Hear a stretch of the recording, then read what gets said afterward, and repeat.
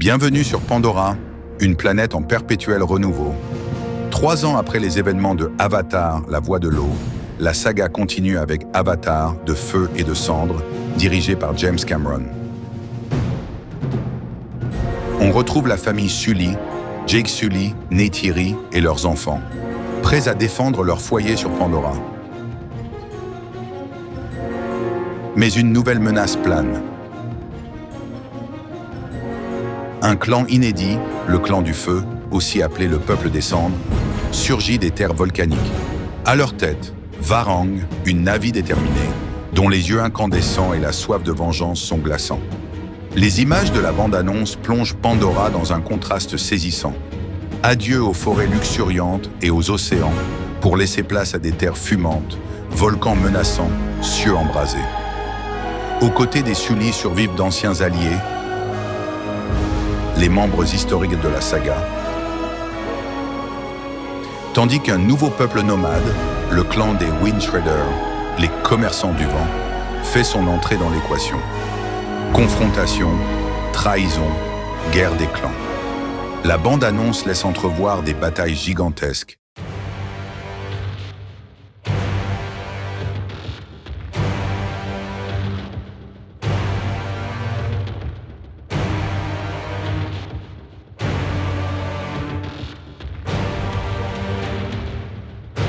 Des choix moraux, un affrontement qui ne sera pas seulement physique, mais spirituel, lorsque les flammes elles-mêmes deviennent armes.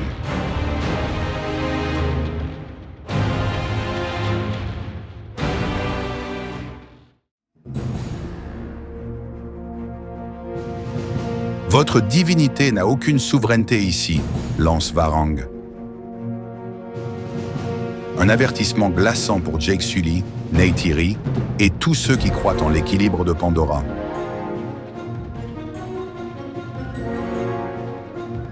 Si les alliances vacillent, si la guerre gronde, une question se pose.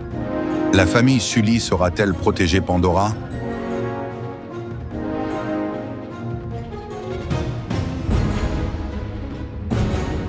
Ou le feu consumera-t-il tout sur son passage ?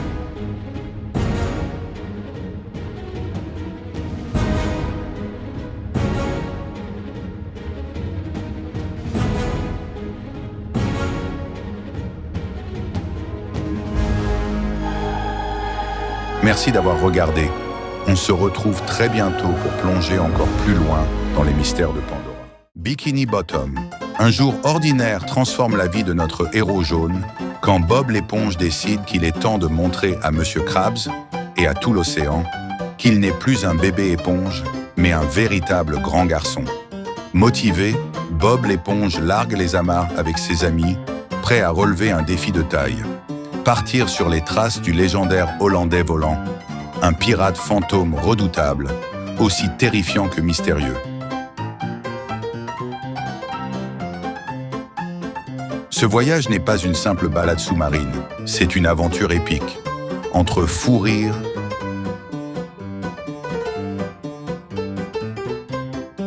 danger,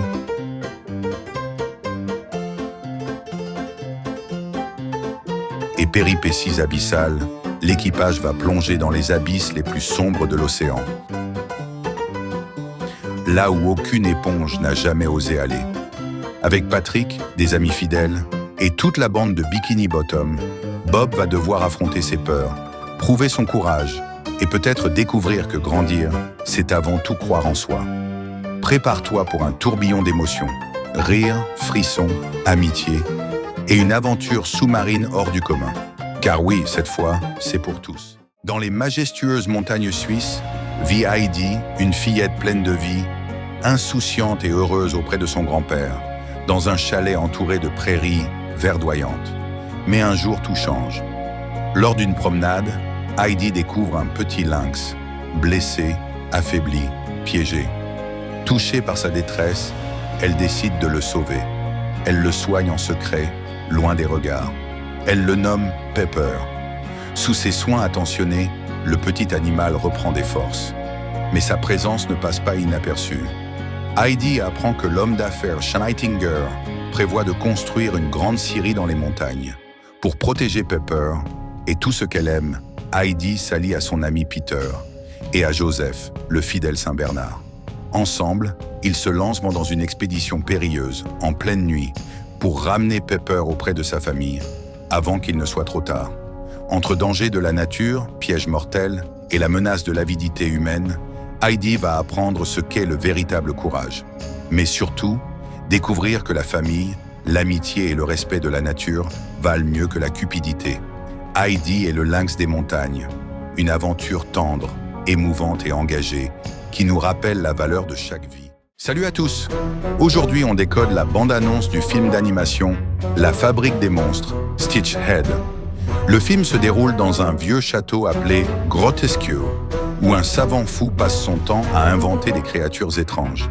Parmi toutes ces créations se tient Stitch Head, une petite créature faite de morceaux, de briques et de brocs, sa première invention, longtemps oubliée. Un jour, un cirque itinérant débarque en ville. Son propriétaire, Fulbert Freakfinder, repère Stitch Head et y voit une opportunité extraordinaire. Une nouvelle star pour son spectacle. Il propose à Stitch Head gloire, argent, reconnaissance. Mais ses intentions cachées menacent les autres monstres du château. Le cirque, en promettant la célébrité, pourrait bouleverser l'équilibre fragile entre le savant, ses monstres et le village autour. Le teaser montre des scènes visuellement riches, des monstres variés, un château un peu gothique, des machines étranges et des moments à la fois drôles et touchants. Le film semble être un conte familial, à la fois drôle et émouvant, qui parle de différence, de solitude et d'acceptation. Adapté des romans de Guy Basse, il offre une relecture de la légende de Frankenstein, mais avec tendresse et humour. En résumé, La Fabrique des monstres promet d'être un film d'animation à la fois original, drôle et émouvant, explorant la monstruosité comme une force d'unité. 1977. Brésil. Le pays est sous la poigne de la dictature militaire. Dans ce climat de peur et de méfiance, un homme débarque à Recife, espérant y trouver refuge. Cet homme, Marcelo, quitte Sao Paulo pour Recife. Il espère y reconstruire une vie, retrouver son fils, tourner la page de son passé. Mais très vite, il comprend que ce qu'il cherchait comme un refuge ressemble davantage à un piège. Recife n'est pas la promesse de liberté qu'il imaginait. Il se sait surveiller. Chaque regard, chaque rue pourrait cacher un danger. Dans ce thriller néo-noir signé Kleber Mendonça Filho, l'atmosphère mêle l'euphorie du carnaval et la menace permanente de la dictature. Chaque instant bascule entre rêve et cauchemar. Marcelo n'est plus simplement un homme qui fuit. Il doit devenir invisible. Dans les ruelles, dans les ombres, il joue un rôle. La survie exige le silence, la dissimulation, le doute. Le film interroge ce qu'est un refuge quand la mémoire et les fantômes du passé vous suivent. Peut-on vraiment échapper à l'histoire? Dans un Paris souvent sombre et solitaire, vit Elsa. Médecin de profession, mais femme aux secrets douloureux, Elsa voit les morts. Elle les entend, les accompagne, les aide à passer de l'autre côté. Ce don, loin d'être une bénédiction, l'a éloignée du monde. Jusqu'à cette nuit, jusqu'à sa rencontre avec Oscar, charmant, drôle, irrésistible. Pour la première fois depuis longtemps, Elsa ressent qu'elle pourrait aimer à nouveau, qu'elle pourrait croire en l'impossible. Mais le rêve est trompeur, car Oscar est mort, et il l'ignore encore. Entre désir et effroi, entre espoir et vérité, Elsa va devoir choisir. Garder la porte fermée ou accepter l'amour, même s'il vient de l'au-delà. L'âme idéale n'est pas qu'une romance. C'est une histoire de renaissance, de deuil, de ces liens invisibles qui lient les vivants et les disparus. Une invitation à croire que parfois, l'amour transcende la vie. Voici l'histoire de L'amour qu'il nous reste, une chronique intime d'une famille, signée Linur Palmason. Anna est mère de 3 enfants. Avec son mari Magnus, marin, ils ont partagé des années, mais aujourd'hui le couple vacille. Entre eux, les distances, les absences en mer, le poids de la vie de famille. Pourtant, ce film n'aborde pas la séparation sous un angle brutal. Au contraire, sur un cycle d'une année, il trace le portrait d'une famille en mutation, fait de ruptures, mais aussi de tendresse, de souvenirs, de petits instants du quotidien. On y voit les enfants, Ida, Grimur, Thorgils, grandir au rythme des saisons, porter leurs désirs, leurs peurs, leurs espoirs, tandis qu'Anna tente de protéger ce qu'il reste, l'amour sous une autre forme. Entre instants de joie, tendresse, mélancolie ou nostalgie, le film capte la beauté fragile d'un amour qui change, celui d'une famille, d'une intimité, d'un quotidien. Un récit doux amer, sensible et sincère. L'amour qu'il nous reste ne traite pas d'un drame spectaculaire. C'est une poésie de l'après-amour, une réflexion sur ce qui reste quand tout bascule. Une œuvre qui interroge, émeut.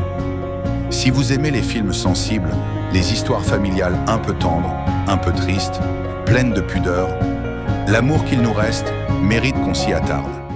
Bienvenue au cœur des forêts des Vosges.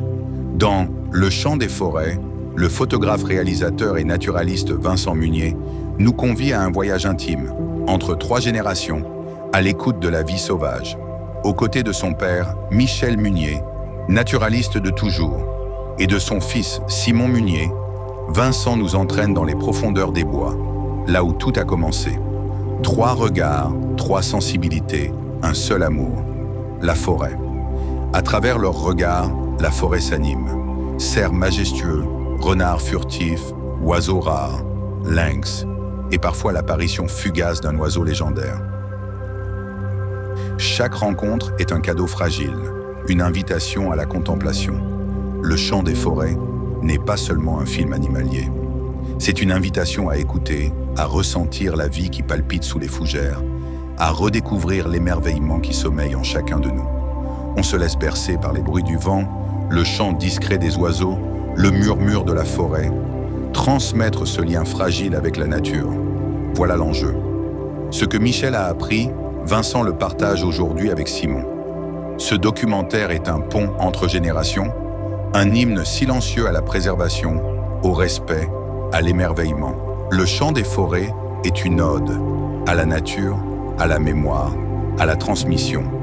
Si vous aimez la beauté brute, le calme profond, les instants suspendus. Colorado, ouest américain.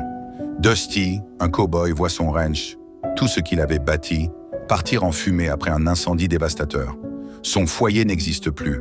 Son identité, son passé, tout est réduit en cendres.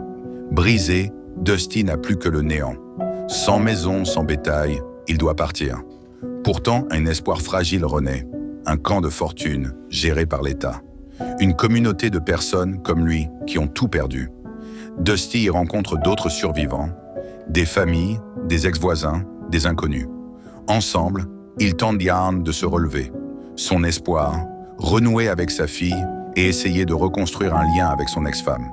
Pas pour revivre comme avant, mais pour bâtir quelque chose de neuf. Entre douleur et perte, se tisse un fil fragile de solidarité. Dans l'adversité, des liens inattendus naissent. Rebuilding, reconstruire. Pas seulement un lieu, mais une vie. Pas seulement un ranch, mais des liens. Un foyer, une famille. Quand tout s'effondre, l'homme redécouvre ce qui compte vraiment. L'entraide, la résilience, l'amour. C'est le voyage de Dusty. C'est Rebuilding. Abonne-toi pour plus de résumés.